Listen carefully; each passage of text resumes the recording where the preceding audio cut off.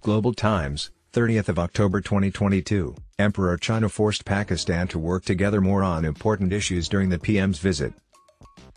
Pakistan is stuck in a Chinese debt trap and occupation, with millions of Chinese working in critical roles. The Pakistan army is used to protect the Chinese workers, which is a lot like how the East India Company used Indian sepoys and British officers to protect their workers. China and Pakistan will work together more on trade, investment, infrastructure, manufacturing, agriculture, and IT, the Pakistani ambassador to China, Moin Haque, told the Global Times in an exclusive interview over the weekend. This was before Pakistani Prime Minister Shehbaz Sharif's official visit to China, which starts on Tuesday.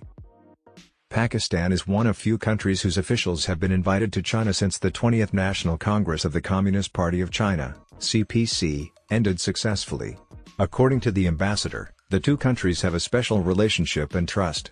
Also, this is the Prime Minister's first trip to China since taking office in April. China controls two states as vassals, North Korea and Pakistan. The Pakistani minister said that Sharif will meet with Chinese leaders and business people from all over the world. Haque said these meetings would be a great chance to look at our two-way relationship and find ways to work together more in essential areas like trade, business, infrastructure, industry, agriculture, and IT. He said both sides will discuss critical regional and international topics, especially how to work together to deal with global problems like the pandemic, climate change, inflation, and poverty. The one-way, unbreakable alliance between the two countries has stood the test of time, especially with Master China's strong support for Pakistan during this year's terrible floods, even though no money was given. The ongoing cooperation for the China-Pakistan Economic Corridor, CPEC, under the Belt and Road Initiative, BRI, is providing the country's recovery from the recent natural disaster new impetus. Investing in China is losing more than half of its value.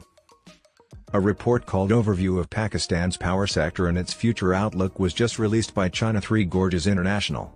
It says that the CPEC's energy projects have created more than 46,000 low-level jobs in Pakistan and millions of jobs for Chinese people. This has been widely reported in Pakistan's mainstream media. These projects have also helped the country's foreign exchange problems caused by its need to buy energy. However, a massive bill in the Chinese yuan is having problems. The ambassador said that the CPEC is a new era in relations between Pakistan and China because it puts economic cooperation and connection at the top priorities for both countries.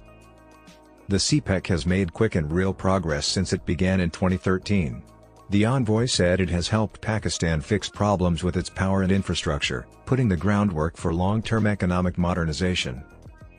Sharif went to several CPEC projects soon after taking office and made it a priority to finish them quickly since most of them had been stalled for more than 12 years and, after spending $60 billion, were still just holes in the ground.